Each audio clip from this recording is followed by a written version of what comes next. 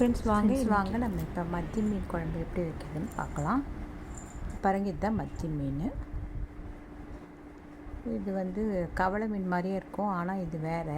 இது மத்தி மீன் வந்து கொஞ்சம் டிஃப்ரெண்ட்டாக இருக்கும், அதை பார்த்து நீங்கள் வாங்கிக்கோங்க.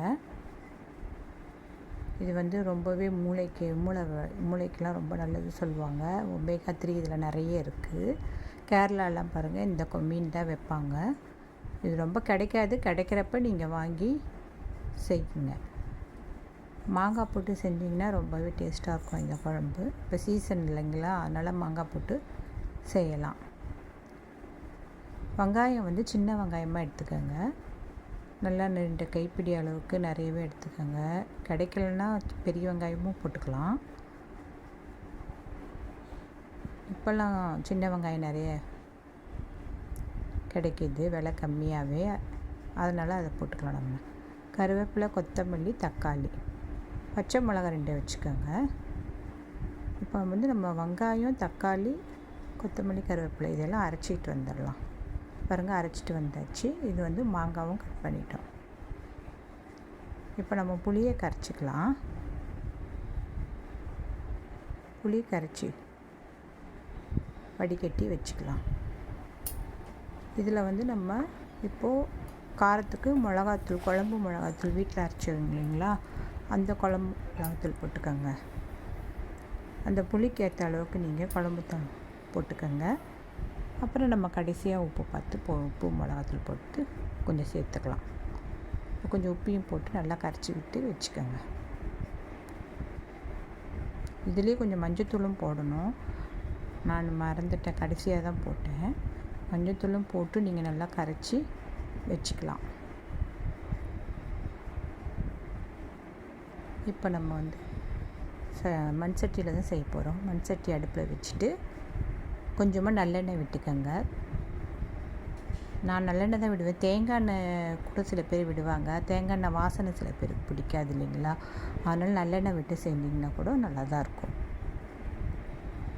கொஞ்சம் வெந்தயம் 1 டீஸ்பூன் போட்டுக்கோங்க. நல்லெண்ணெய் காஞ்ச பிறகு கொஞ்சமாக வெந்தயம் போட்டு ஆட் பண்ணிக்கோங்க.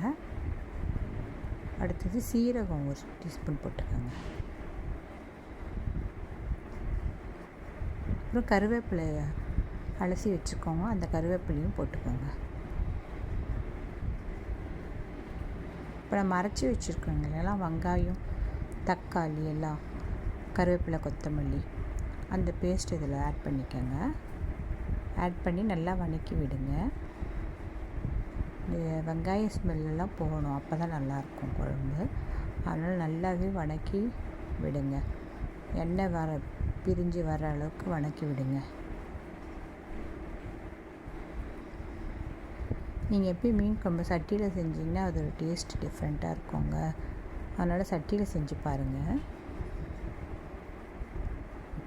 நல்லா வதங்கிடுச்சு. அப்போ நம்ம கரைச்சி வச்சுருக்கோங்களா புளி, மிளகாத்தூள், உப்பெல்லாம், அதை வந்து நம்ம அந்த தண்ணி நம்ம வந்து இதில் ஆட் பண்ணிக்கலாம்.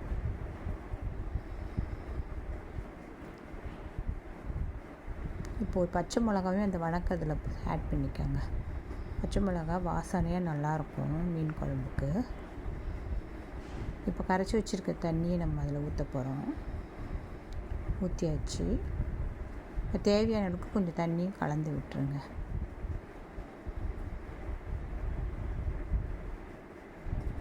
இப்போ நல்லா கொதிக்கட்டும்.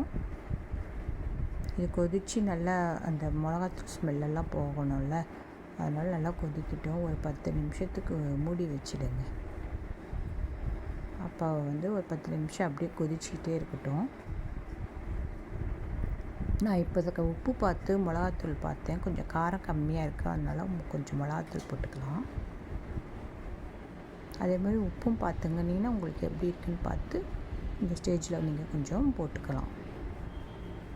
இப்போ மூடி வச்சிட்டிங்கன்னா நல்லா ஒரு 10 நிமிஷம் கொதிக்கிட்டோம்.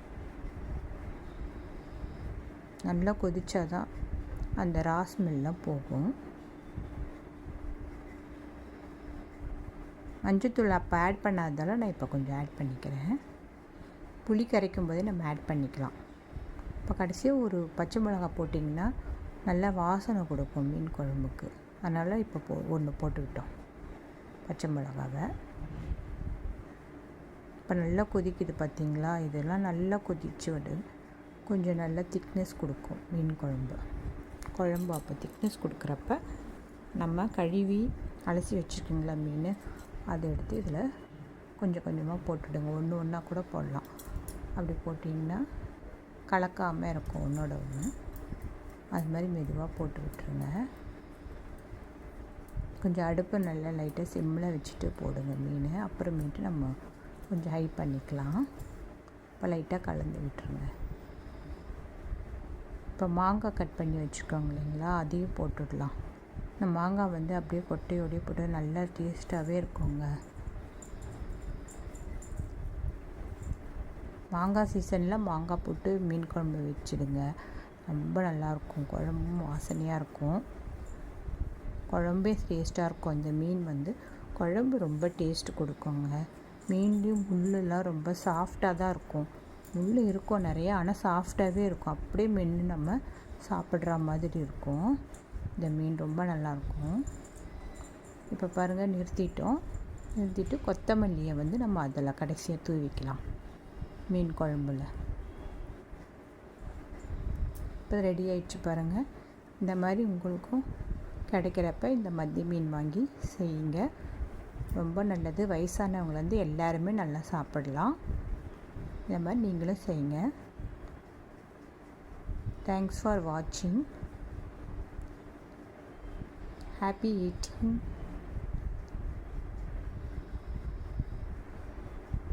எங்கள் சேனலை சப்ஸ்கிரைப் பண்ணுங்கள், லைக் பண்ணுங்கள், கமெண்ட் பண்ணுங்கள்.